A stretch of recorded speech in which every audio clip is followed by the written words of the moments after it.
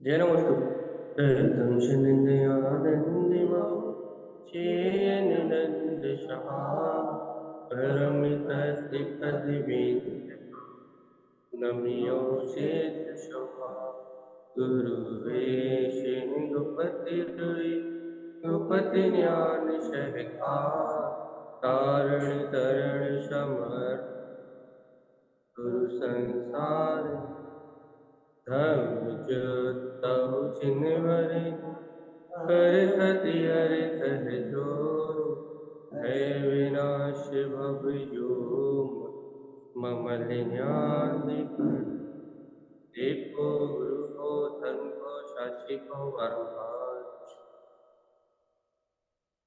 Screen recording कर लेना पूरन दीदी, आपको लोड करनी पड़ेगी चर्चा। ओम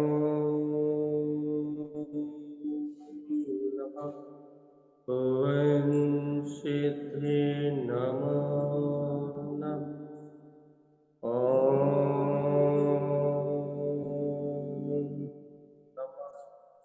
ओम सिद्धि नमो नमः।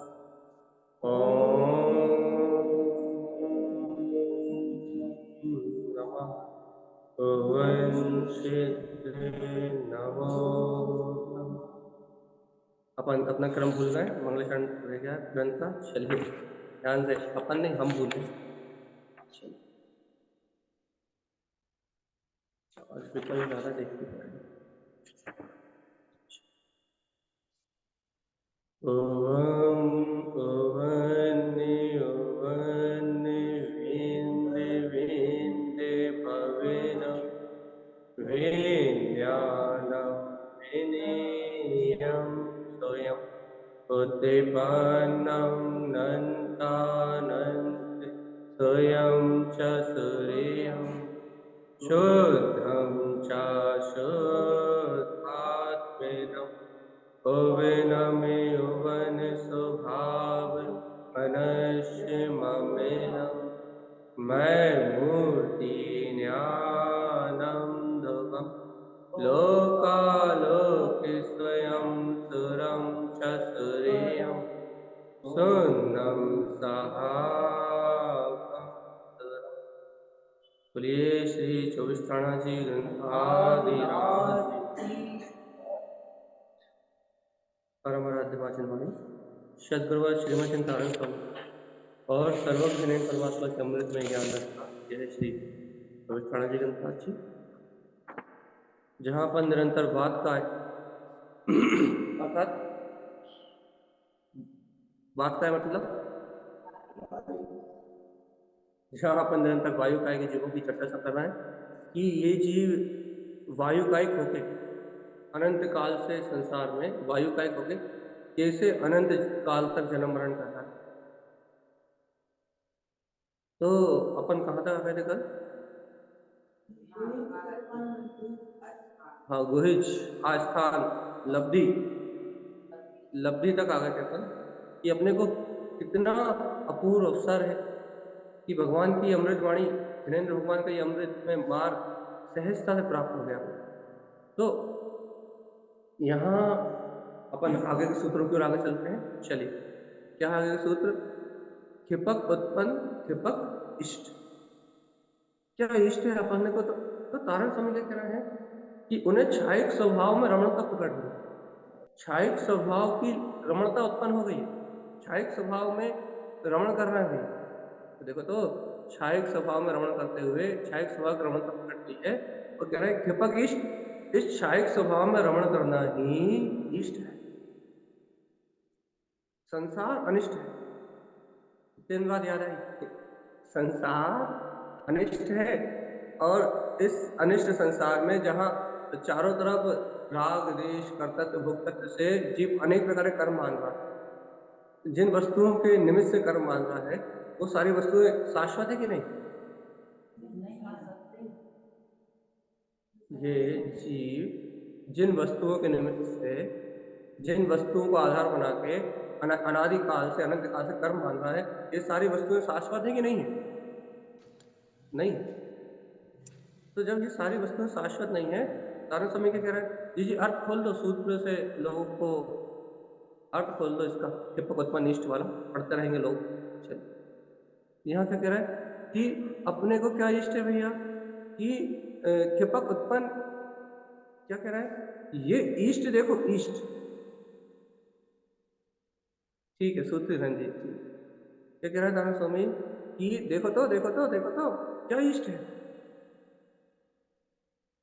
अरे अपने अंतर में जो अपना छायक स्वभाव है, जिस तारण स्वामी तो छायक सम्यक दृष्टि भी है, तारण स्वामी तो छायक के चारित्र को भी, अर्थात आत्मा की जड़ता, स्वभाव की लीनता को भी प्रकट कर चुके।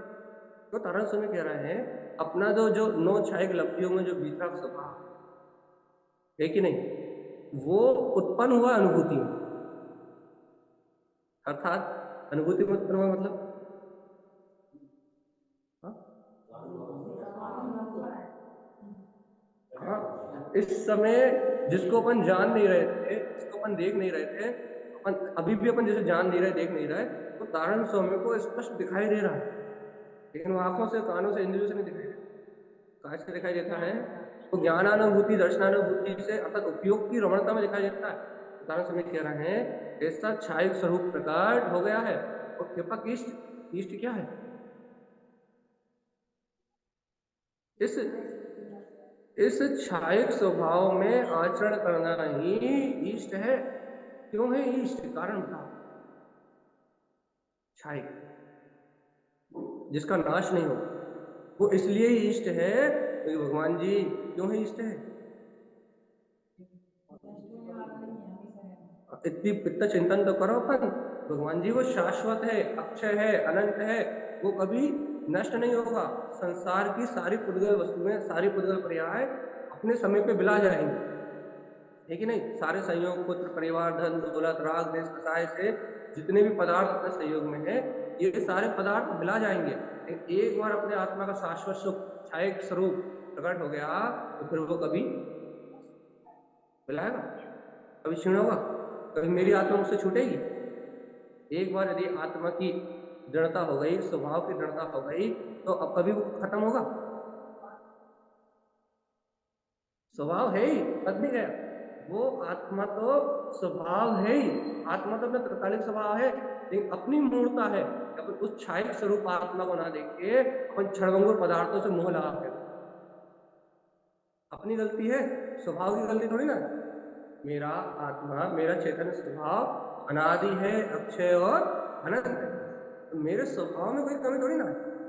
तो ये दिक्कत क्या है? अरे मेरा स्वभाव तो अनादि, अक्षय और अनंत है, तो दिक्कत कहाँ है? क्या दिक्कत है? दिक्कत इतनी है कि मुझे क्षणभंगुर वस्तुओं से मोह है।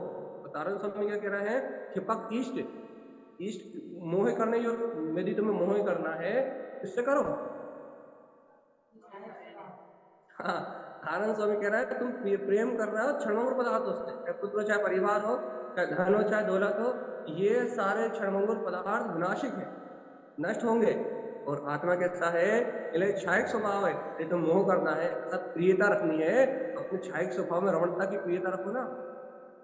अरे उठते बैठते सोते जागते इन पर पदार्थों को देखते समय ये याद रखो ना, ये क्षणभंगुर है और मैं शाश्वत हूँ।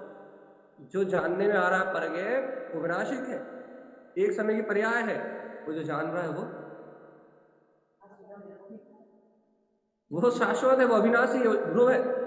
जो जानने में आ रहा है वो विनाशिक है, एक समय की अवस्था है, एक समय का परिणमन है। और जो जानने में आ रहा है वो एक समय का परिणमन है। तो जान रहा है जो, उसको ही बोध में रखो ना। वो ईष्ट है। तो देखो, अस्कंद उत्पन्न, अस्कंद इष्ट, हमने कल भी कहा था भैया, आस्थान, आस्थान में भी कहा था स्वस्थान में है, शुद्ध आत्मा है, और स्कंद शुद्ध स्कंद है, शुद्ध आत्म प्रदेशी, ज्ञानावर्णी, दर्शनावर्णी, अंतराय, मोहिनी, इन कर्मों के निमित्त से, इन पुद्गल स्कंदों के निमित्त से, पुद्गल परमाणु है कि नहीं, इन पुद्गल स्कंदों के निमित्त से ये आत्मा ढका हुआ कि नहीं ढका हुआ? आत्म प्रदेशों पे ये पुद्गल स्कंद ही तो है जिनका आवरण है। और इन उद्गल स्कंदों के कारण से इसकी अनंत दर्शन ज्ञान सुख की शक्ति प्रकट। तो लेकिन तारण स्वामी कह रहा है ये कर्म के दुर्स्कंद साथ में है कि नहीं? आत्मा का और इन कर्मों का संश्लेष संबंध है कि नहीं है? ये आत्मा के प्रदेश को ढक कर रखे कि नहीं रखे? लेकिन तारण स्वामी कह रहा है आत्मा के प्रदेश ढके हैं, अशुद्ध नहीं हुए, सिर्फ ढके हैं प्रदेशों के सूर्य के ऊपर सिर्फ बादल छाए, लेकिन क्या कह रहा है उन बादलों पर दृष्टि नहीं उनकी। क्या है कहना आस्कंद उत्पन्न, अरे वो शुद्ध प्रदेशी शुद्ध आत्मा वो गायक स्वभाव स्वानुभूति में जन्म ले चुका है। फिर क्या कह रहा है आस्कंद इष्ट, सुनो सुनो सुनो, ये शुद्ध स्वरूप ही इष्ट है, प्रिय है, इसमें रमण करना ही प्रिय है। हाँ विकल्प में लगे हो। देखो भैया तारण स्वामी वीतरागी महायोगी और उनके नजरों में अपना शुद्ध वीतराग स्वभाव के अलावा कुछ झलकते ही नहीं, और यहाँ वो अपने को प्रियता सिखा रहे हैं, प्रेम करना। जीवात्मा अनादि काल से मोह में अंधे होके तुमने संसार की वस्तुओं को इष्ट माना, इसलिए तुम्हारा हित नहीं हुआ। लेकिन आज तारण तारण का उदय हो गया है, गुरु महाराज जैसे संत मिले हैं, आज वो कह रहे हैं इन संसार की वस्तुओं में इष्टता छोड़ो। तारण स्वामी फिर इष्ट किसे माने? अरे सुनो सुनो सुनो सावधान, क्या अपना आस्कंद इष्ट? अरे अपना शुद्ध प्रदेशी आत्मा ही संपूर्ण रूप से इष्ट है, इसके ऊपर ध्यान केंद्रित करके देखो। फिर अच्छा बताओ, हम अपने शुद्धात्म स्वभाव पर ध्यान केंद्रित करके देखेंगे तो क्या होगा? क्या होगा? अरे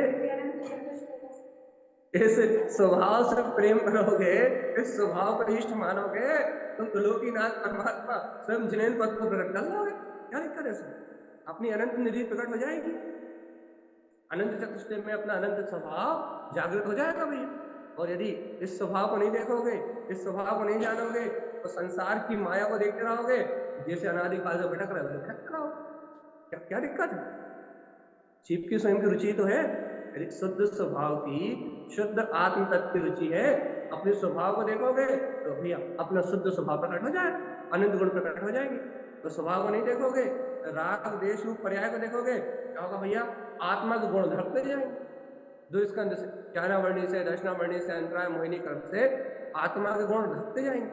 अब आपको ढाकना है या उज्ज्वल करना है? क्या उज्ज्वल करना है? अरे और ढाकना है, अभी तो कम ढके हो, अभी तो संगीत पंच इंद्रिय हो, एक इंद्रिय में ढकना है कि नहीं ढकना? वायु कार्य में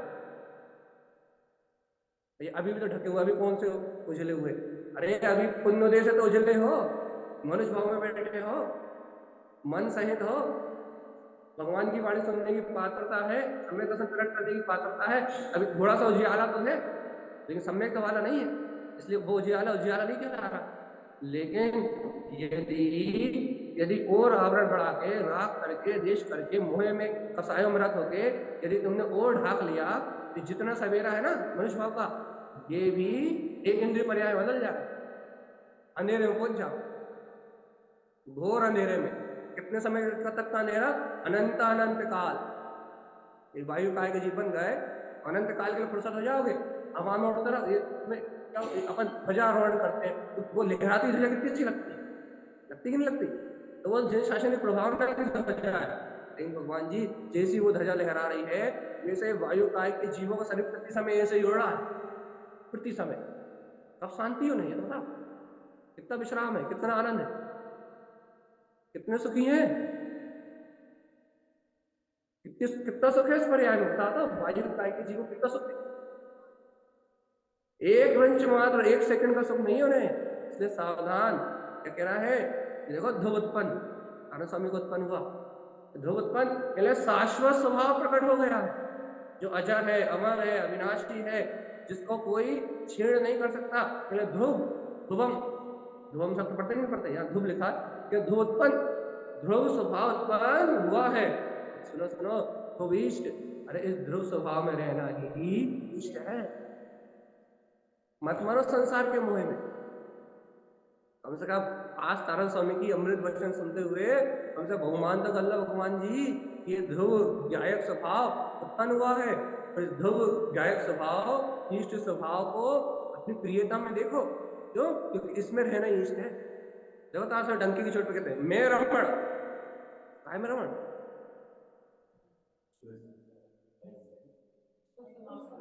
मैं रमण उत्पन्न, मैं रमण मतलब मेरा घर, मेरा घर, मेरा, यही ना। मैं रमण मतलब मेरे पुत्र, मेरा परिवार, मेरा धन, मेरा दौलत, यही ना।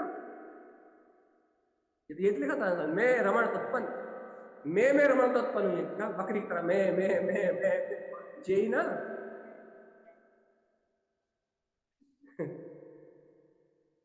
देखो तारण स्वामी क्या कह रहे हैं, मैं रमण उत्पन्न, काय में रमण हो रहा है ये बताओ, चलिए बताओ काय में रमण हो रहा है।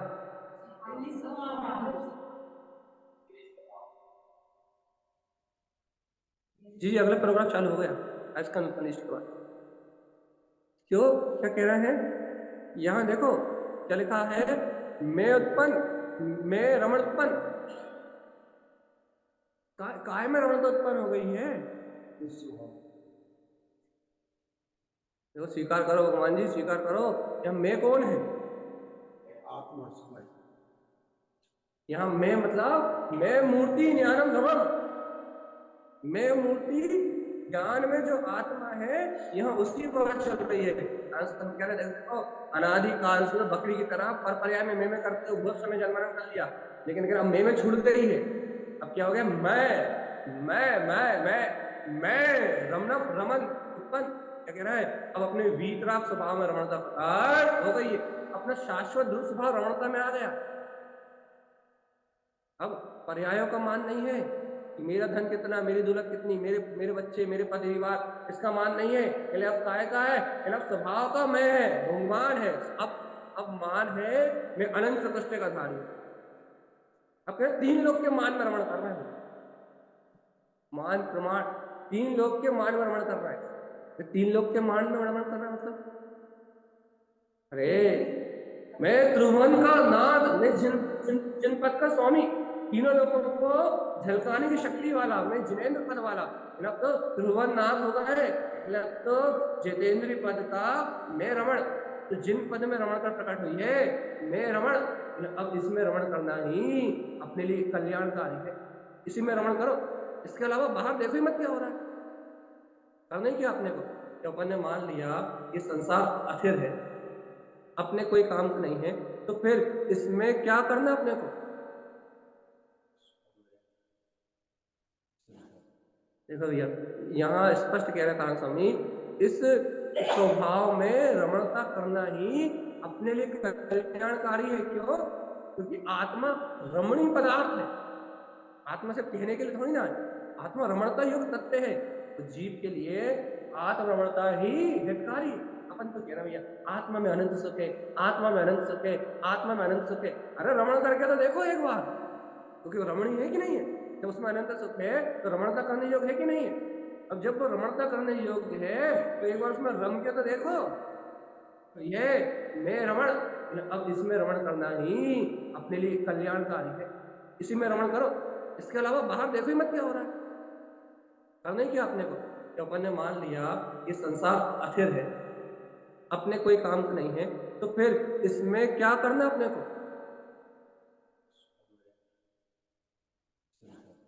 देखो भैया यहाँ स्पष्ट कह रहे कारण स्वामी, इस स्वभाव में रमणता करना ही अपने लिए कल्याणकारी है। क्यों? क्योंकि आत्मा रमणीय पदार्थ है, आत्मा से कहने के लिए थोड़ी ना है, आत्मा रमणता युक्त तत्व है, तो जीव के लिए आत्म रमणता ही हितकारी।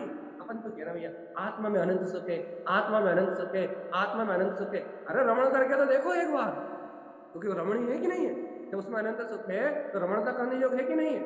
अब जब वो रमणता करने योग्य है तो एक बार उसमें रम के तो देखो, जब उसमें रम के देखोगे तो यही सब बिल्कुल मैं, और देखो आगे क्या कह रहा है तारा स्वामी, आगे फिर देखो मौ अवकाश, क्या कह रहा है, क्या उत्पन्न होगा इसका, अरे हाँ जल्दी बोलो। हाँ काय में क्या तो इसका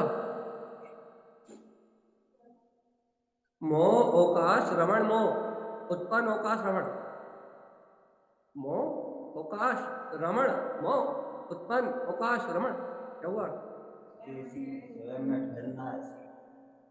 बहुत सही अर्थ तो निकल आया बहुत कुछ। हाँ क्या आया और?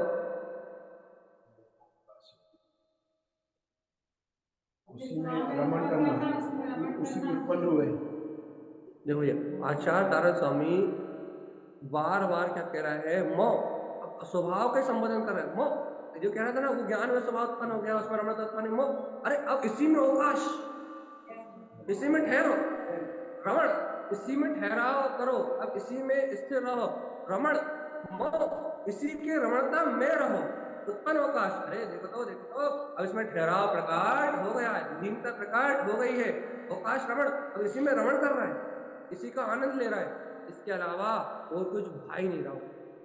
कारण समझ का हलवा पूड़ी बने तो कहेंगे हमें नहीं मतलब तुम्हें हलवा पूड़ी से। तो क्या कह रहा है कि भैया अब अपना स्वभाव अपनी रमणता में आ जाए, क्या करना पड़ेगा? अरे भव्य ठहरो इसी में, क्यों विकल्प कर रहे हो? अब ठहरो रमण में उत्पन्न, इसी का अनुभव उत्पन्न करो, इसी की रमणता को अपने अंतर में जगाओ, अवकाश रमण देश में ठहरने का पुरुषार्थ करो, रुचि तो लगाओ कि वो गायक परमात्मा में ही हूँ, तो काम बन जाए। कारण समय तो बन गया, मैंने तो कह दिया उत्पन्न हो गया है, उसी में रमण कर रहा है, उसी में अवकाश हो रहा है और अंतर में जय जयकार मच रहा है। अपना काम खत्म हो गया। बाहर की जय जयकार हो रहा है। हाँ बाहर से बोलो बोलो गुरु महाराज की।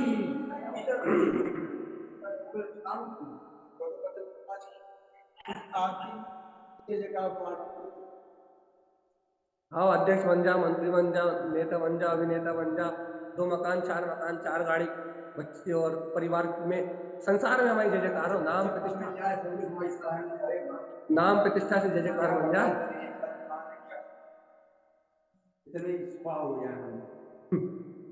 देखो भैया मुझे भगवान की ये बाहर की जो जय जयकार है ना कितनी देर की, थोड़ी सी। जब तक यश कीर्ति नाम कर्म का उदय है तब तक, और जब अब यश कीर्ति नाम का उदय आता है तो आपने देखा जीपी कैसी हालत है, देख रहे हो नहीं देख रहा? जो समाज में कुछते हैं उन्हीं की क्या हालत है, और कितना धन संपदा अपन जोड़ ली, राजा और अंक होते हुए कितनी देर लगती है। एक कर्मों का खेल है भैया, कभी जब यश कीर्ति कर्म का उदय होता है तो दुनिया पांव में गिरती है, और यदि वहीं अब यश कीर्ति का उदय आ जाए तो कोई पूछने वाला भी नहीं मिलता।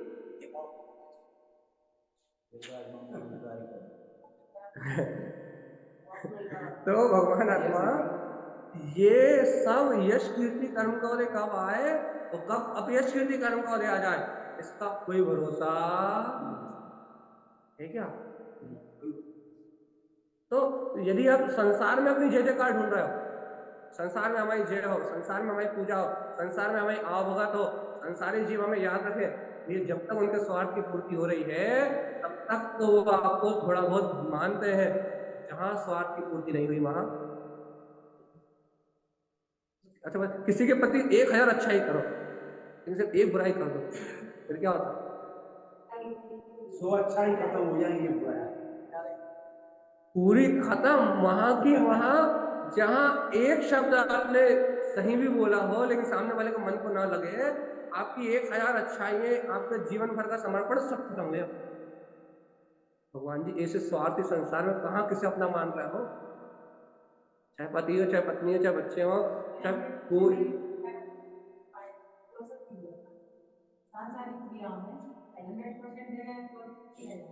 तो वही तो कह रहा है वहां पूरा समय शक्ति उपयोग लगा दो तो भी किसी को संतुष्ट नहीं कर पा रहे, ना सास को ना बहू को ना पति को ना बच्चों को, पूरा समय शक्ति लगाने के बाद पूरा मोह करने के बाद कि ना समाज को संतुष्ट कर पा रहे हो ना घर वालों को, ना किसी को संतुष्ट नहीं कर पा रहे। क्यों?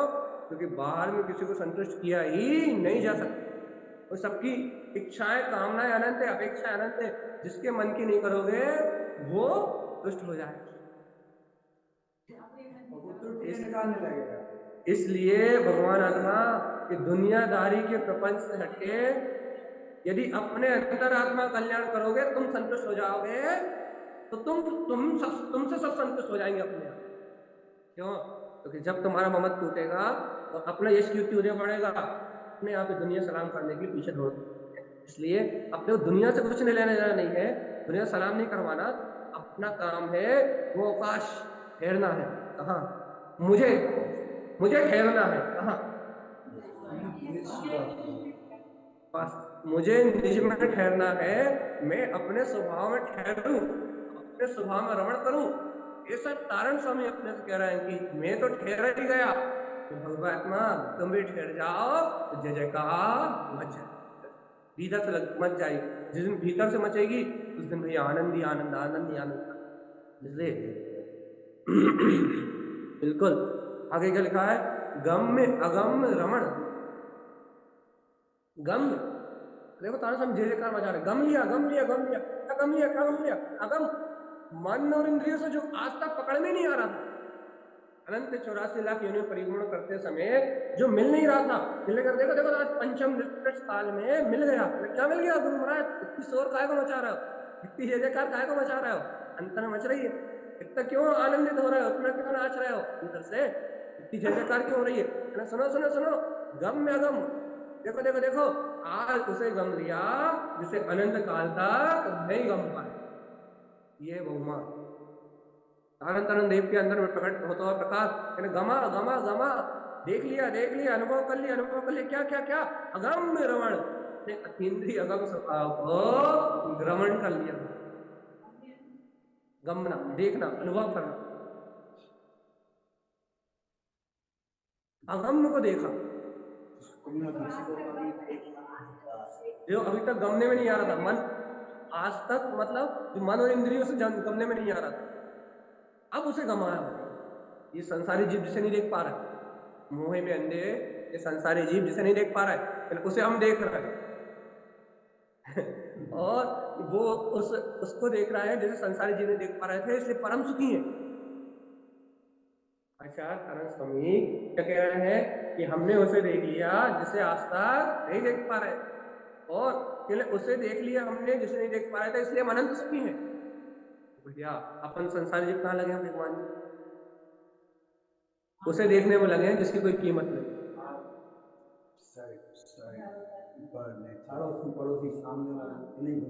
कर लो भगवान जी, थोड़ा बहुत तो आत्मकल्याण कर, पूरा मत करो, थोड़ा बहुत कर लो, श्रद्धान कर लो, ज्ञान चारित्र, श्रद्धान के साथ थोड़ा बहुत ज्ञान तो हो ही जाएगा। चारित्र अपन बाद में कर लेंगे, 2-4 भाव बाद, ठीक है? अभी कम से कम तत्व का श्रद्धान तो कर लो।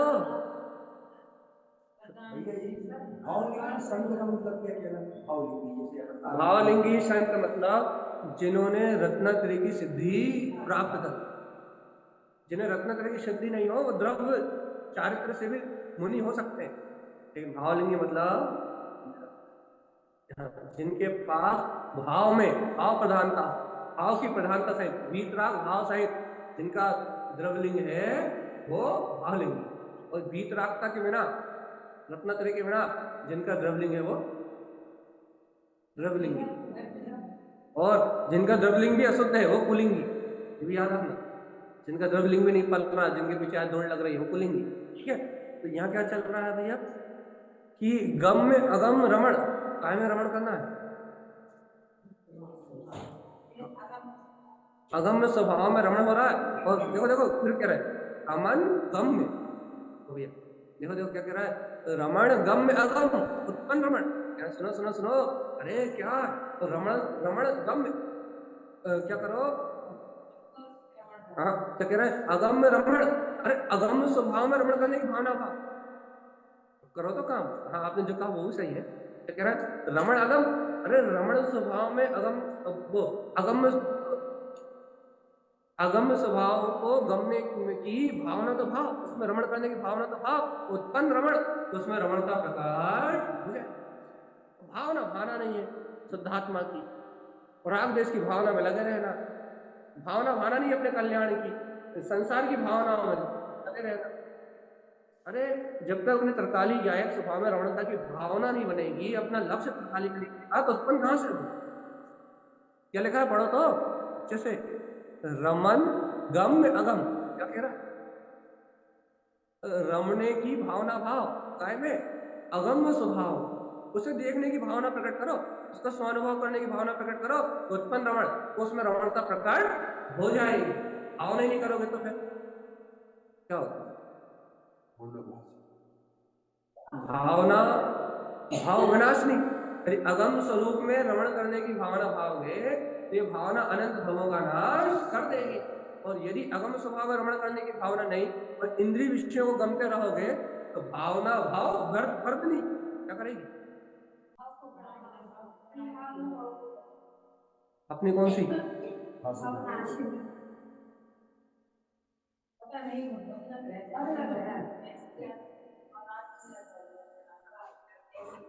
अरे भगवान जी, दृढ़ता नहीं है वो बात तो सही है, लेकिन श्रद्धांत तो पक्का कर लो। भावना तो मोक्ष की है, मोक्ष ना तुम भाव को कर लो, वो राग जो ये सब कुछ छोड़ो भाई।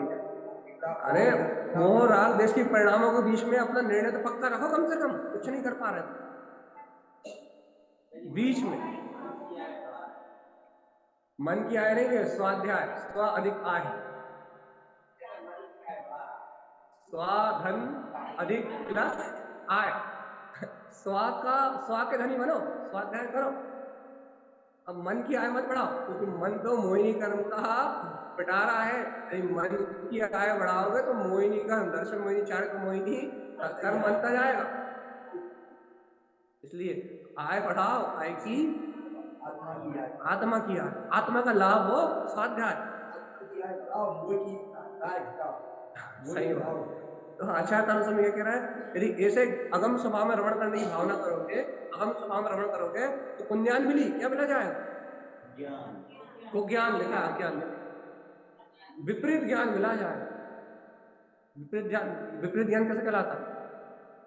कु कु कु कु मतलब मिथ्या ज्ञान, मतलब कु ज्ञान मतलब जो ज्ञान आज तक इंद्रिय विषयों को ही इष्ट मानता था, मानता था कि नहीं मानता था, जिसे संसार के काम ही अनिवार्य लगते थे, जिसे षट आवश्यक अनिवार्य लगते थे, जिसे इंद्रियों के वश रहना आवश्यक लगता था। क्या कह रहा है? ज्ञान मतलब जिसे इंद्रियों के वशीभूत रहना ही हितकारी लगता था, लेकिन षट आवश्यक अवश्य इंद्रियों के वश से बाहर निकलना हितकारी नहीं लगता।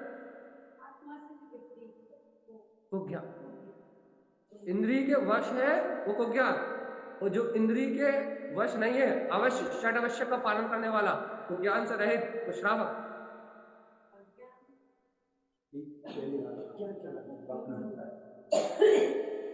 चलो भैया, क्या कहा आपने? अज्ञान मतलब? और वही तो पूछ रहा है, आप ही से तो पूछ रहे हैं अज्ञान मतलब। अज्ञान मतलब क्या भैया? कुज्ञान मतलब भैया, और अज्ञान मतलब, अज्ञान और कुज्ञान में अंतर। जिसको ज्ञान ही नहीं है वो अज्ञानी, गलत ज्ञान। अज्ञान मतलब अब कोई निर्णय की स्थिति नहीं है, अज्ञान। अब कुज्ञान में तो विपरीत मिथ्यात्व का निर्णय है, विपरीत निर्णय है, और अज्ञान में कुछ है ही नहीं। जहां जहां जहां अज्ञान है वहां कोई निर्णय नहीं है। अज्ञान अनादिकाल से जीव अज्ञान में डूबा हुआ है, और जो अज्ञान है वहां कुज्ञान भी है, अर्थात वहां मिथ्या जो मानता है। कुज्ञान में मिथ्यात्व का निर्णय है। क्या निर्णय है? कि इंद्रिय विषय इष्ट है।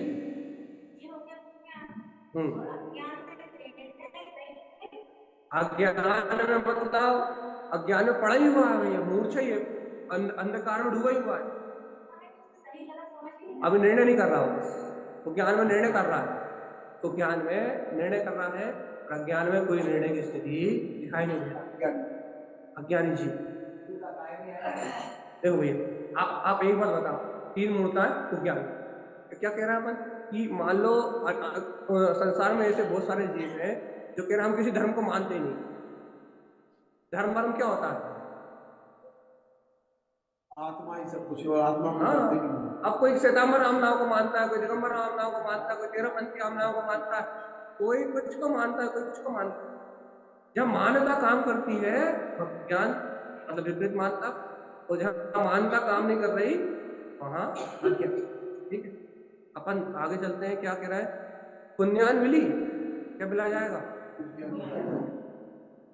जो ज्ञान संबंध चेतना संबंधी ज्ञान है, ये चेतना क्या है, इंद्रिय संबंधी ज्ञान वो हाँ, प्राप्त जो इंद्रियों में हित जानने संबंधी जो ज्ञान ज्ञान है, जो इंद्रियों के वश है, जो ज्ञान आज इंद्रियों के वश है, वो मिला जाएगा। क्या उत्पन्न होगा भैया? पुण्यान बिली। और क्या क्या मिलाएगा? उत्पन्न पुण्यान बिली इष्ट भैया। तो ज्ञान के उत्पन्न होने पे जो पर पदार्थों की क्रियता होती है ना, वो भी दुर्बुद्धि मिला जाएगी। सब सीधी बात। क्या मिला जाएगी? दुर्बुद्धि मतलब? हाँ, थोड़ा डिफाइन तो करो दुर्बुद्धि मतलब। जो बुद्धि इंद्रिय विषयों को प्रिय जानती थी, इनमें रमना मानती थी, वो दुर्बुद्धि मिला जाएगी। और क्या होगा? कैसे मिलाएगी? अपने इष्ट स्वभाव के आश्रय। याद रखो भगवान जी, जब तक अपने स्वभाव का इष्ट स्वभाव का आश्रय प्रकट नहीं होगा, तब तक ये दुर्बुद्धि का नाश होने वाला नहीं। लिखा देखो इस पर, सुमति मिली, क्या मिलाएगा? अर्थात दुर्बुद्धि मिला जाएगी। अनादिकाल से अपने की एक ही तो सबसे बड़ी कमी है, क्या? देह बुद्धि। अपन अनादिकाल से एक ही तो सबसे बड़ा अपराध कर रहा है, अपनी मति सम्यक नहीं हो रही ना, मतलब अपनी मान्यता सम्यक नहीं हो रही ना। अपनी मति में क्या बैठा हुआ है? ये शरीर संयोग, ये सारा परिवार, ये सारा जंजाल जितना है, ये मेरे ही है कि नहीं? ऐसी मति, ये दुर्बुद्धि है कि नहीं? कब से? वर्तमान में भी है कि नहीं? तो तारण स्वामी कह रहे हैं, अपने इष्ट स्वभाव का आश्रय लोगे तो उत्पन्न कुमति मिली, तो कुमति के जो परिणाम उत्पन्न होते हैं वो भी विला जाएंगे। देह आदि में एकत्व की मानता भी, एकत अपने ममत कर्तव्य की मानता भी टूट जाएगी। कैसे? इष्ट आगे छूटेगी।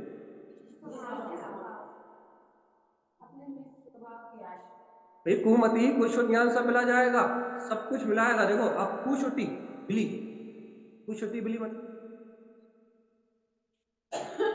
अच्छा बताओ अभी अपने को कौन से ज्ञान है? क्या बात है, वही तो कह रहा है, आपने पहली बार में एकदम सही जवाब दिया कि कुमति और कुछ हो। क्योंकि जब तक जीव को सम्यक दर्शन नहीं, लोग बड़े बहुमान से कहते मति और शुद्ध। आपने बहुत सटीक जवाब दिया है कि जब तक जीव को सम्यक वही वही तो हम कह रहे हैं, जब भी तो हम कह रहे हैं इतनी इतनी हिम्मत से आपने जवाब दिया है कि कुमति और कुछ शुद्ध। यदि हमें अपने तत्व का निर्णय नहीं है, वस्तु स्वरूप का विचार नहीं है, और हम यदि सत्य को नहीं जानते हैं, तो इतने हिम्मत से जवाब दिए कि भैया अभी हम कौन कौन से ज्ञान के धारी हैं? कुमति हो कुछ। नारायण स्वामी कह रहा है, अपने इष्ट स्वभाव के अनुभव न करोगे, इष्ट स्वभाव को अपना स्वीकार करोगे, तो उत्पन्न कुमति मिली, क्या होगा? कुमति ज्ञान का उत्पन्न होना ही विलाज, कुशुद्ध ज्ञान का उत्पन्न होना ही बुलाया जाएगा। और देखो भैया, अपने को पता ना, यदि जीव को सम्यक दर्शन हो जाए, इष्ट स्वभाव की स्वीकारता हो जाए, तो उसका ज्ञान, मति ज्ञान भी सम्यक, शुद्ध ज्ञान भी सम्यक, और फिर कुअब्धि वो भी उत्पन्न होना मिला जाएगा। और भैया हितकार होगा, हितकारी सम्यक ज्ञान के प्रकट होने से क्या होगा? कुमति कुशुद्ध और कुअब्धि ज्ञान का उत्पन्न होना मिला है। हितकार मतलब कब? जो सम्यक ज्ञान का सहकार करोगे तब। देखो भैया, देव और नारकियों को तो भाव प्रत्यय अवधि ज्ञान होता है, लेकिन मनुष्य भाव में सावधान, लेकिन मनुष्य भाव में अवधि ज्ञान तभी प्राप्त होता है जब रत्नाकरी की साधना हो और साधु पद की आराधना हो। सम्यक ज्ञान के बिना गुण प्रत्यय अवधि ज्ञान प्रकट होने वाला नहीं है। नारायण स्वामी कह रहा है, यदि तुमने इष्ट स्वभाव का श्रद्धान कर लिया, अपने हितकारी सम्यक ज्ञान को जान लिया, अपने ज्ञायक स्वभाव में आचरण करा, क्या होगा? कुअब्धि, कुश्रुत और कुमति, इन तीनों ज्ञान को उत्पन्न होना मिला है। कब?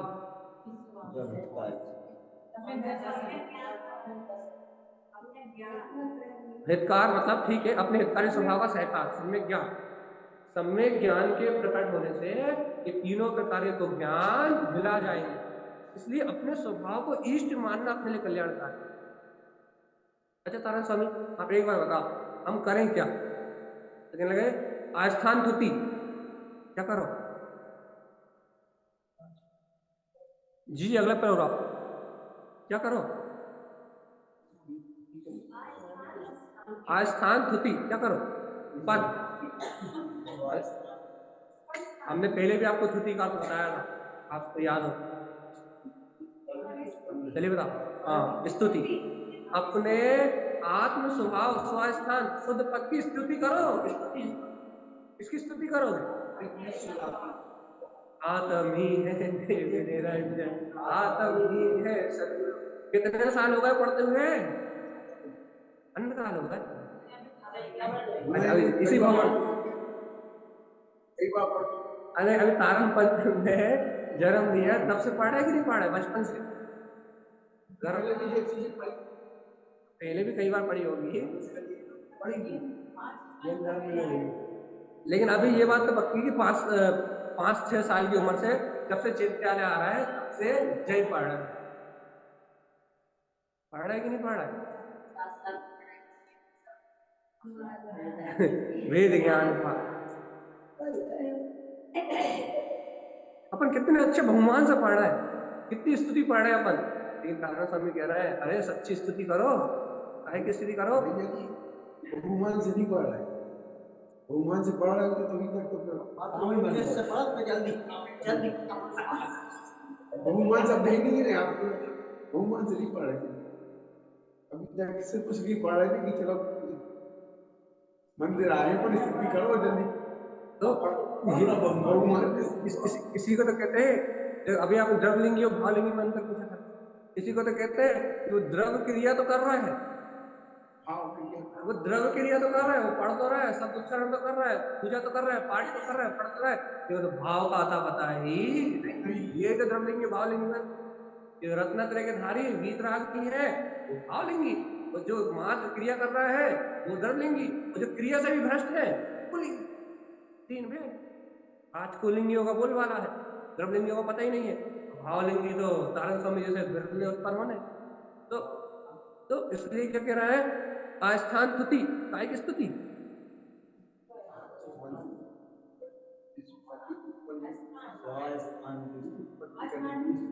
तो भैया आप बताओ स्वास्थान की स्तुति कैसे करो, कौन शब्दों से करो? अभी आगे और गुण रहे से तारक स्वामी, लेकिन बताओ स्वयं की स्तुति कैसे करोगे?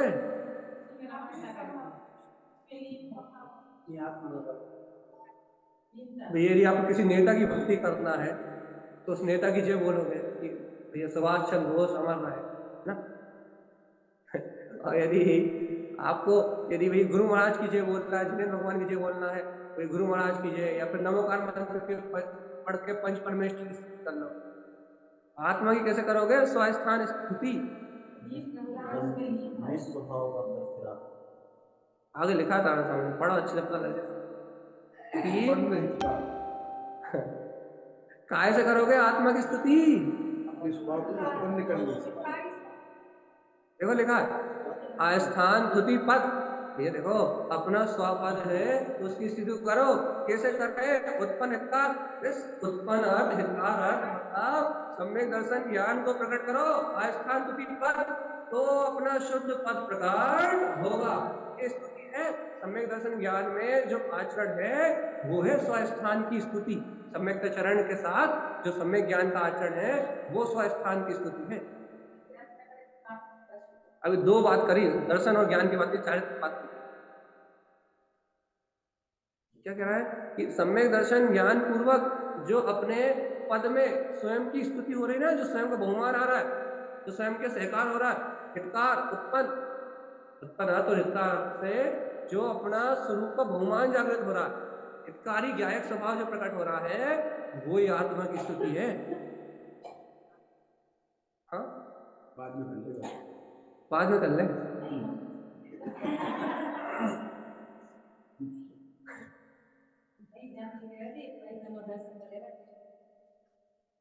अरे वो छोड़ो, अपना काम बनता अपना काम चलने दो। तो क्या कह रहा है कि आस्थान स्तुति पद उत्पन्न।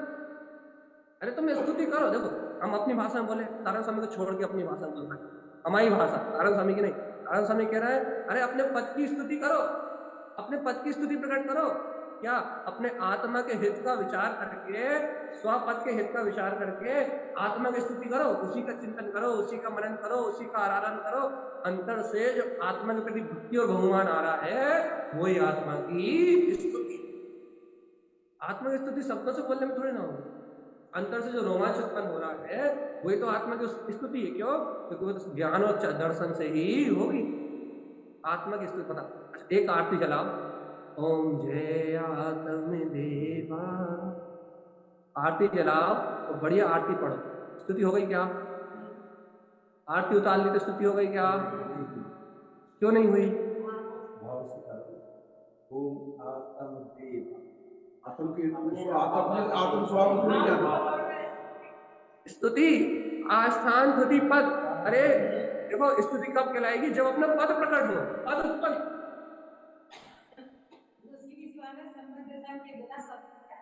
यही तो तारण स्वामी इतने दिन से समझा रहा है कि आस्थान स्तुति पद।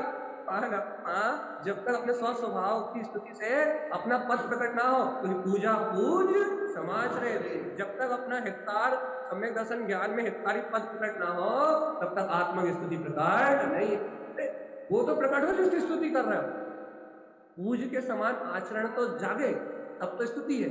मान लो हम शुद्धात्मा की बढ़िया आरती पढ़ रहे हैं, ये हमारा श्रद्धानी मिथ्या है, उदेव में भी जा रहा है, अदेव में भी जा रहा है, यहाँ भी भटक रहा है, वहां भी भटक रहा है, और अपने आप कर्ता भी मान रहा है, भोक्ता भी मान रहा है, दुनियादारी की जिम्मेदारी भी लेके बैठे हैं, और कह रहा है, क्या कह रहा है भैया, मुझे शुद्धात्म। कहाँ स्तुति हो रही भगवान की?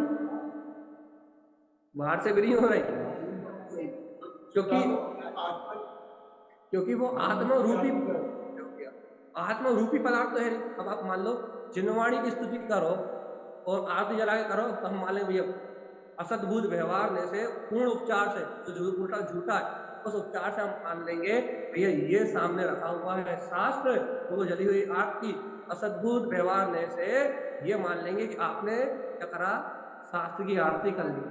लेकिन आत्मा तो अरूपी है। आत्मा कैसी है और आरती कैसी है? रूपी। और शब्द कैसे है?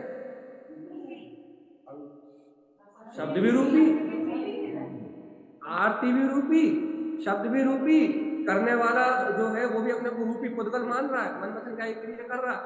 बताओ असद्भुत व्यवहार में भी नहीं हो पाएगा।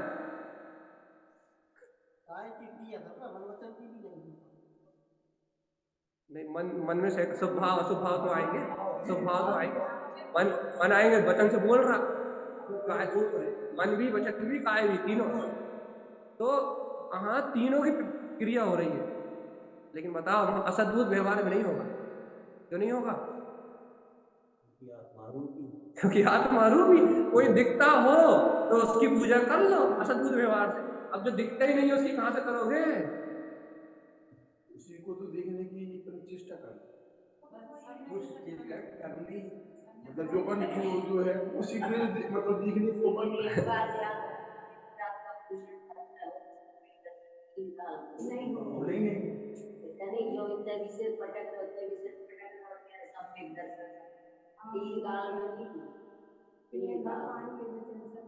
वो तो शैलन भैया का तो आजीवन त्याग है कि नहीं?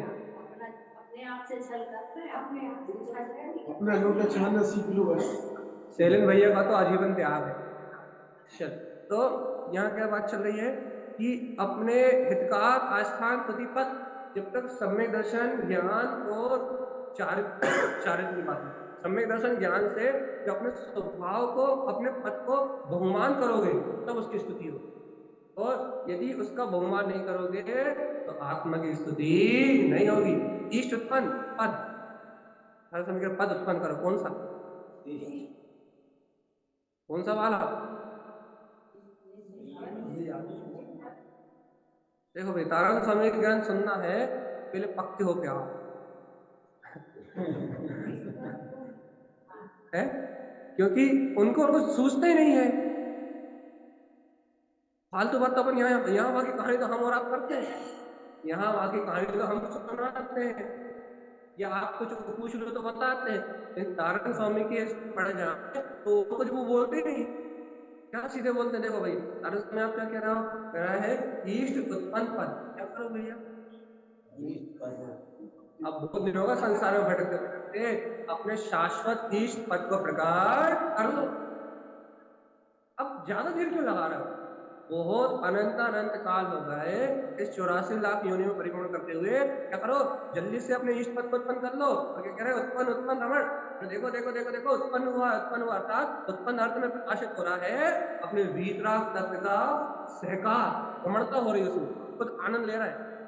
तारण स्वामी कह रहा है उत्पन्न हुआ, तारण स्वामी क्या उत्पन्न हुआ, उत्पन्न हुआ क्या, उन्हें तो मिल गया भैया, अब अपन अपना काम बनाओ, उनके पास कोई कमी नहीं है। आचार्य श्रीमद जी तारण स्वामी के पास आत्मरमणता की कोई कमी नहीं है, तो कह रहे उत्पन्न अर्थ में, हितकार अर्थ में, सहकार अर्थ में, उनके पास तो संपूर्ण ज्ञान चेतना में उत्पन्न उत्पन्न इष्ट इष्ट रमण, अपने अतीन्द्रिय प्रिय स्वभाव की रमणता प्रकट हो गई है, उनके पास कोई कमी नहीं है आत्मिक वैभव। लेकिन क्या कह रहा है, चेत, तुम चेतो, लिखा चेत शब्द की नहीं, अब वो कह रहे चेतनता में ठहराव हो रहा है, अपने लिए क्या कह रहा है, तो तुम चेतो,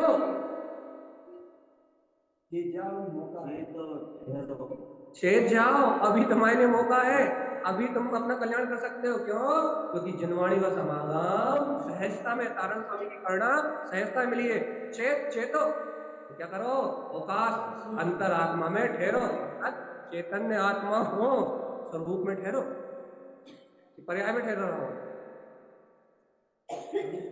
देखो ऐसा मैंने लिखा, तारण स्वामी लिखा चेत, चेत मतलब बहुत काल हो गया मूर्छा में, शरीर को अपना मानते हुए, परिवार को अपना मानते हुए, संयोग को अपना मानते हुए, दुनियादारी के विकल्प में लगे हुए, अदेव कुदेव मिथ्यादेव की खाक छान छान, कुदेव अदेव मिथ्यादेव कुगुरु अगुरु मिथ्या गुरु शास्त्र, इन सबकी सेवा करते हुए अनंत अनंत काल हो गया। मिथ्या गुरु मतलब कौन, बता कौन है मिथ्या गुरु, सबसे पहले माँ बाप, उसके बाद फिर लौकिक शिक्षा देने वाले, भविष्य बताने वाले, वेंतर आदि की पूजा को धर्म कहने वाले, मिथ्यात अदेव अचेतन में देव बताने वाले सब, तो मिथ्या देव मिथ्या गुरु कुशास्त्र, जो उपन्यास अर्थात जो आचार्य द्वारा रचित शास्त्र नहीं है, मतलब जिनमें तत्व का निरूपण नहीं है, मिथ्या क्रियाओं का पोषण है, ये पूजा करो वो पूजा करो, ये कर लो वो कर लो, इससे हित हो जाएगा, कुशास्त्र, इन सबकी सेवा क्या है, इन सबकी सेवा क्या है चलिए बता, गुरु कुशास्त्र और कुदेव, इन सबकी सेवा करना ही अनंत संसार का कारण है, और कारण स्वामी की स्पष्ट बात। अब तो चेत, अब क्या करो, अब तो ये इन्हें आचार्य तारण स्वामी ने पार दिखा है, इन्हें साफ का चार्ज कि इन इन शिकारियों के जंगल चंगुल से, शिकारी हैं, इन शिकारियों को चंगुल से छूट जाओ, क्योंकि भैया सुनो, जंगल में शिकारी के चंगुल में आने वाला त्रियंश तो जानवर तो एक भाव मरण करता है, लेकिन पारधी कुलिंगियों की शरण में आने वाला, इनकी इनके जान में बसने वाला जी तो भाव भाव, कितने भाव तक जन्म मरण होगा इसका कोई हिसाब था, इसलिए इन शिकारियों से दूर चेत, क्या करो, चेतो चेतन निज में आओ, अंतरात्मा, ये धारण स्वामी कह रहा है चेत अवकाश, ये जीवात्मा अपने चैतन्य स्वभाव में अवकाश ठहरो, और इष्ट रमण, तो इस इष्ट, इसी को इष्ट मान के इस प्रिय स्वभाव में रमण करो, कहीं उलझने की जरूरत है ही नहीं, शुद्ध वीतराग तक हमारे सामने है कि नहीं, कहीं उलझने की जरूरत है कि नहीं, किसी कहीं और भटकने की जरूरत है कि नहीं, कहीं और सिर फोड़ने की जरूरत है कि नहीं, है कि नहीं, अभी भी कुछ कमी लगती है क्या, तारण स्वामी के ग्रंथ खोलने के बाद भी कुछ कमी लगती है क्या, कहीं आने जाने की आवश्यकता महसूस होती है, किसी से मिथ्या व्यवहार निभाने का भाव पैदा होता है क्या? सारण स्वामी के विशुद्ध ग्रंथ सुन के भी अपना सांसारिक व्यवहार निभाने का मन होता है क्या? अरे होता है तो गुरु महात्मा सुना ही नहीं। फिर क्या कहना है? चेत अवकाश, ये चेतन ठहरो, ये चेतन ठहरो, कहीं बाहर कहीं बाहर मत जाओ, बाहर में कहीं सुख है ही नहीं। क्या करो? चेत अवकाश उत्पन्न रमण, तेरा देखो देखो चेतन स्वभाव में ठहराव उत्पन्न हो गया है, अब तो उसी में रमण कर रहा है। नारायण स्वामी की तो लीला अद्भुत, उनका तो काम एक ही चल रहा है, अंतर रमण के अलावा उन्हें और कुछ भाव नहीं रहा। अपनी मूर्ता यह है कि अपने को तारा स्वामी की बात पे विश्वास नहीं हो रहा। वास्तव में अंतर में इतना सुख है, तारा स्वामी घर गृहस्थी की चर्चा ही नहीं करते। देखो तो तारण स्वामी को अंतर में इतना शाश्वत सुख आ रहा है, उनको अंतर रमणता में इतना अतीन्द्रिय आनंद आ रहा है, इतना अतीन्द्रिय आनंद आ रहा है कि वो घर पुत्र परिवार की चर्चा ही नहीं कर रहा है। एक भी बात नहीं करा है कि घर छोड़ो, दुकान छोड़ो, मकान छोड़ो, लाड़ी गाड़ी बंगला छोड़ो, उन्हें आनंद इतना आ रहा है अपने को। हाँ जब तक परिवार जब तक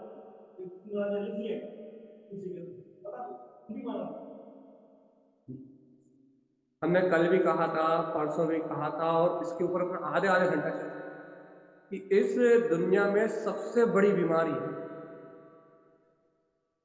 कर्तव्य बुद्धि। लोग क्या कहेंगे तो छोड़ो, इस दुनिया की सबसे बड़ी समस्या है किसी को भूत लगा है, कोई किसी को भूत लगा है, किसी को भयंकर लगे है, कोई को यहाँ की मान्यता है, कोई को यहाँ नारियल चढ़ाना है, किसी को महापूजा करना है, किसी को महाअगरबत्ती लगाना है, क्योंकि सारे जीव भयभीत हैं। इनसे अपना काम बन जाएगा बस। इस दुनिया की सबसे बड़ी बीमारी है ये।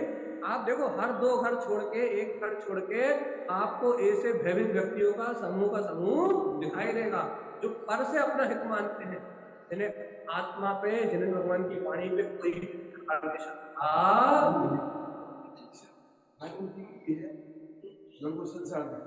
बस वह इसलिए ही है कि हमारे परिवार का तो अनिष्ट नहीं हो जाएगा। उन्हें पता ही नहीं है इस तीन लोक में कोई किसी का बाल बाका भी नहीं कर सकता। सर्वज्ञ के न्याय से बड़ा, तत्समय की योग्यता से पहले इस दुनिया का पत्ता भी हिलता नहीं। इसलिए वो भयभीत है, क्योंकि वो देव को कर्ता मानते हैं। जैन धर्म कहता है देव वही है जो कैसा है, सर्वज्ञ है, वीतरागी है और विद्वेषी है, जो कुछ करता ही नहीं वो देव है। जो करता वो देव कैसे हो सकता? परमात्मा कुछ नहीं कर सकता। वही तो हम कह रहे हैं, जब अपन तो ये मानते हैं कि अरिहंत देव अपना कुछ नहीं कर सकते, इस दुनिया में और किसी में कोई लायकात है ही नहीं, और अपन तो सीधा वस्तु स्वरूप मानने वाले भैया, एक द्रव दूसरे द्रव का। तो बोलते हैं सब लोग तुम्हारा भगवान कुछ करने नहीं है, तुम्हारा भगवान आपका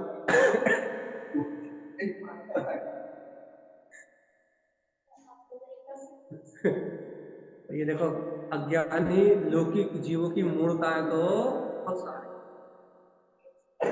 अज्ञानी संसारी जीवों को, जिन्हें मोक्ष मार्ग से कोई लेना देना नहीं है, जिनका आत्मा कल्याण होना ही नहीं है, जिन्हें अनंत काल तक 84 लाख योनियों में परिभ्रमण करना ही है, उनकी मान्यता तो अनेक प्रकार की है।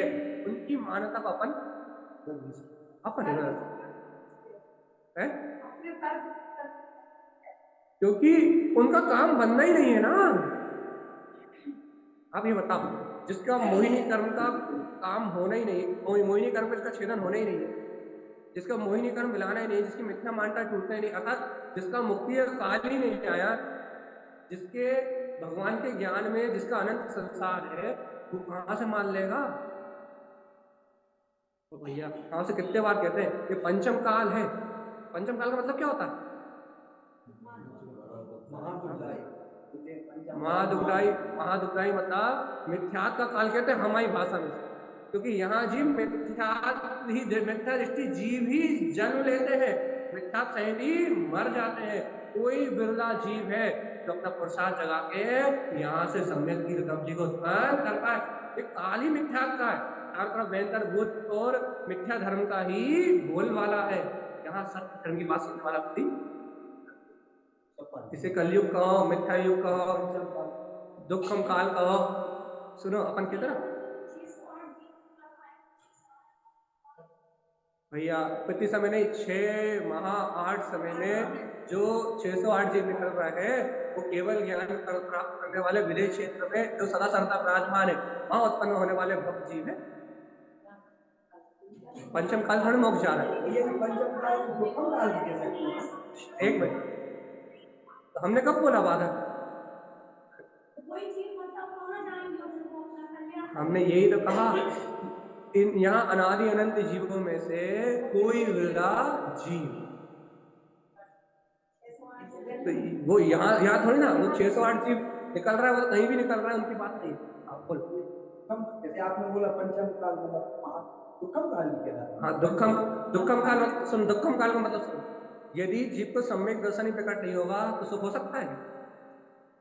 दुखम काल का मतलब ये है कि यहाँ जीव सत्य को प्राप्त नहीं कर पाएगा, बल बुद्धि वीर घटेगा, भूख प्यास बढ़ेगी, ये दुख तो रहेंगे रहेंगे, लेकिन सबसे बड़ा दुख क्या है अभी यहाँ वर्तमान में, कि जीव समीचीन सम्यक मानता ग्रहण ना करके हमेशा दुखी दुख भोगेगा, ना संयम रहेगा ना सम्यक रहेगा, क्या करेगा?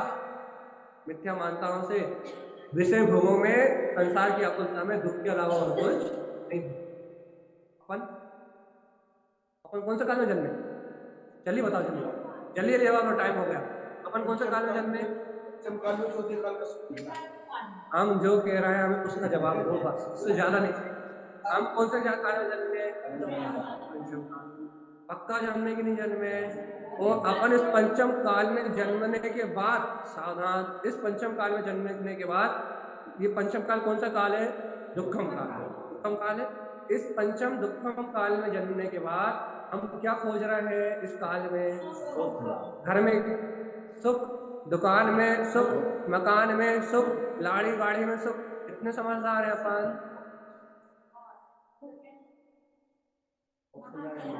एक तो पंचम काल में जन्म लिया, इसका नाम है दुखम काल, उसके बाद सुख खोज रहा है, सुख मुख नहीं मिल रहा है। वही तो कह रहा है, जहां बलवीर का कोई सुख भी नहीं है, पूरे मिथ्या के पंचम दुखम काल में जन्म लिए हैं और इतने बड़े मूड है कि दुखम काल में सुख खोज रहा है। अगर चौथे काल में भोग भूमि में जन्म लिए होते तो सुख खोज रहे होते तो भी समझदार मान लेते, थोड़ा बहुत व्यवहारिकता में तो समझदार हो। कहा भैया अच्छा बलवीर है, बढ़िया, बाहर के भोग करने की ताकत तो है, लेकिन यहाँ तो शरीर भी पंचर है, मन भी पंचर है, भोग भोगने की ताकत नहीं है, फिर भी इच्छा लालसा खत्म होने को लिए तैयार नहीं है। भगवान जी ये महामूर्ख,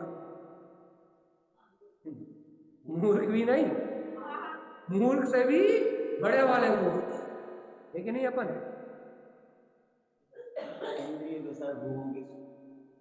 तो जबकि भोग सकते नहीं, इतनी ताकत नहीं भोगने, जरा सा मीठो ज्यादा खा लो तो शुगर, तो जरा सी कूलर की हवा ज्यादा हो जाए तो जुकाम, और थोड़ा सा जरा सा गर्मी सहन हो जाए तो केला बोला लू लग गई। लेकिन यहाँ जरा सा तो कुछ सहन होता नहीं है, खट्टा खा लो तो खांसी, और मीठा खा लो तो शुगर, लेकिन यहाँ इतना सा तो सहन कर नहीं पाते।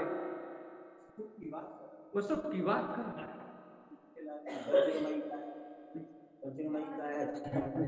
देह से सुख होने के लिए भी अच्छा बलवीर चाहिए, अच्छी बाहर में अच्छी आयु तो 60 साल की। अब भैया भैया आदिनाथ भगवान की जैसी यदि 70 लाख करोड़ में से 56 सहस्त्र करोड़ इतनी होती तो ही मान लेते भैया, थोड़ा समय भोगों में निकाल दो, थोड़ा समय भैया अपने इसमें निकाल दो और आखिरी में साधना। लेकिन यहाँ आयु, वो पता ही नहीं पलक झपकते कि कब चली जाए, उसके बाद भी सुख चाहिए, उसके बाद भी सुख चाहिए, इतनी अनिश्चितताओं के बाद भी कि कब क्या घटना घट जाए, उसके बाद भी हमें भौतिक सुख चाहिए। इसका नाम मिथ्या दर्शन। कब तक रहेगा? चलिए बताओ, टाइम खत्म।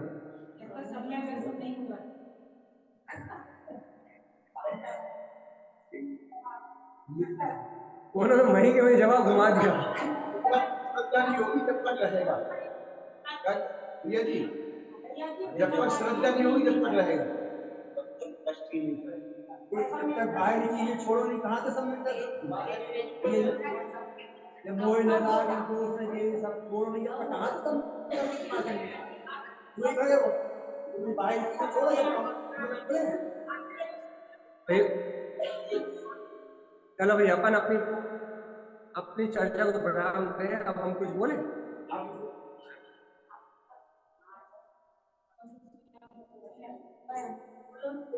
बोलो शांतिनाथ भगवान की।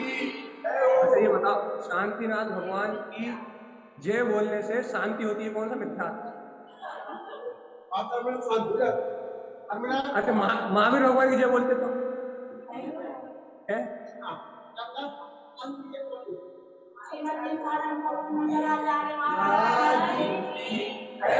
हमें तो आप ये बताओ, शांतिनाथ भगवान की जय बोलने से ही शांति होती है, ऐसा धारणा में क्यों बैठा है? ये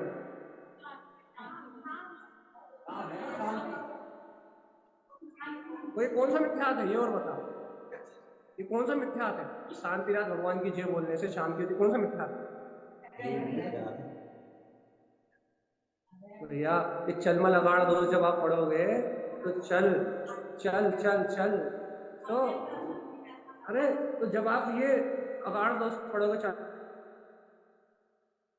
चलमा लगाड़ दोष, तो आपको पकड़ में आएगा ये जो हमारी जैन धर्म के प्रति, अपने तीर्थंकरों के प्रति जो नाना प्रकार की मानता है, ये ही अपने श्रद्धांग में मलिन है। हमारी सभी परमात्मा एक समान है, बोलते तो ऐसा हो सब में, अपन मंदिर में पढ़ते नहीं है सब तेज बल वीर गुण सबके एक से ही हुए हैं, पढ़ते तो ऐसा हो, मानते ऐसा हो कि पारसनाथ भगवान का नाम लेने से संकट टल जाते हैं और महावीर भगवान का नाम लेने से और शांतिनाथ भगवान की जय बोलने से शांति हो जाती है। मानता वो तीर्थंकरों में विश्वास, ये वाले हमारे और ये वाले तुम्हारे।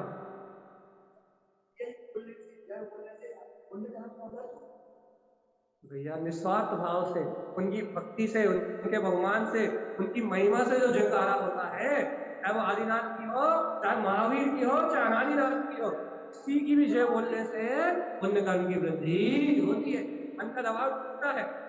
लेकिन भगवान जी कब? जब उनके प्रति मान्यता तो सम्यक हो, उनके प्रति धारणा तो सम्यक हो, उनके यथार्थ, उनकी महिमा तो हो, उनके यथार्थ स्वरूप को जाने, अपने अंदर में मिथ्या मानता बैठी हो, जय बोलने से कुछ होने जाने वाला क्या करना है? ये देखो, अब आखिरी प्रश्न के साथ अपन अपनी पूरी चर्चा विराम दे रहा है। सम्यक दर्शन कैसे होगा? व्यवहार में मिथ्या देह, मिथ्या गुरु, मिथ्या धर्म, कुलिंगी, कुगुरु, मिथ्या गुरु और अगुरु और कुशास्त्र आदि का इनका सेवन छोड़ के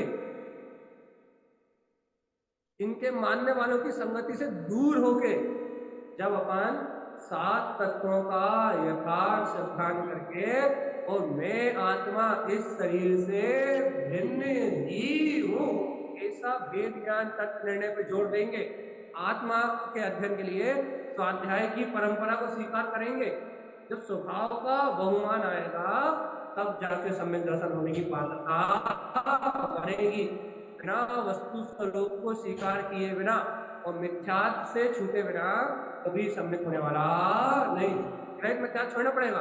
कौन सा ग्रहित? कुदेव अदेव मिथ्यादेव कुगुरु अगुरु कुशास्त्र तो छोड़ने पड़ेंगे, साथ में मेरा घर मेरा मकान मेरा दुकान, ये भी ग्रहित मिथ्यात्व ही है। जन्म से ग्रहण किया ना, मेरे माता मेरे पिता मेरे पुत्र मेरा परिवार, इनकी मान्यता भी छोड़नी ही पड़ेगी, इनकी भी छोड़नी पड़ेगी। भैया मान लो अपन ये मान ले कि हम तो सच्चे देव गुरु धर्म के अलावा कुछ नहीं मानते, लेकिन भैया ये भी छोड़ना पड़ेगा कि घर खुद परिवार करता मैं हूँ, घर खुद परिवार मेरे है। जब ऐसी मान्यता छूटेगी तब क्या होगा?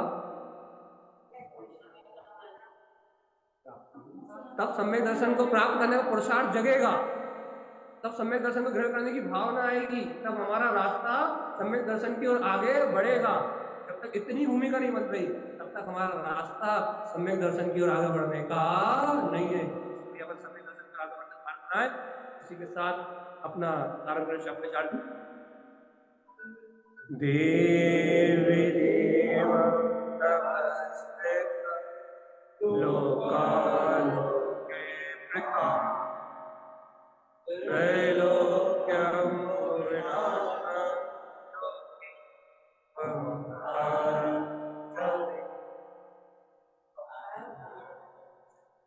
तारण करें शब्द का चार्जी में एक ही गा अपन मंदिर विधि में वो जो अज्ञान वाला वो जुड़ा है वो अलग है तो तत्व मंगल के साथ जब पढ़ते हैं ओमकार मंगल के साथ वो ठीक है। तो इस गाथा का अर्थ याद है सबको अच्छे से, भूले तो नहीं? याद है क्या है?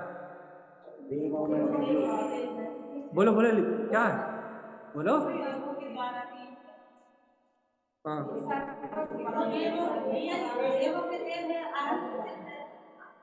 मतलब वो लोग को प्रकाशित करते हैं और जो विलंब थे अनुका करते वक्त शॉर्टकट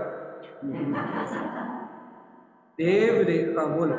देवों में भी जो परम देव अनंत देव है वो जिस देव की आराधना करते और जो तीनों लोक और आलोक में प्रकाशमान और जो प्रयोजन भूत है उस शुद्धात्मा वो निशुद्धात्मा है श्री अनंत देव ओमकारम चा विदिते अर्थात जो देवों के भी देव है देव देवाम नमस्कार उस देव को नमस्कार करना है जो कैसा है लोकालोक प्रकाशितम जो लोक और आलोक को प्रकाशित करने की सामर्थ्य वाला है। त्रिलोक्यम तीनों लोकों में भुवनार्थम ज्योति जो ज्योति स्वरूप है ज्योतिर्मय भूतार्थ है प्रयोजनी है। ओमकारम चा विदिते ओमकार में शुद्ध आत्म तत्व का वेदन करना ही क्या है सच्चे देव की वंदना है। और श्रावक उसी समय हो सकते हो जब ऐसे सच्चे देव की वंदना अंदर से प्रकट हो जाए। व्यवहार देव की वंदना को भी श्रावक धर्म नहीं कहा। श्री गुरु है नमोस्तु।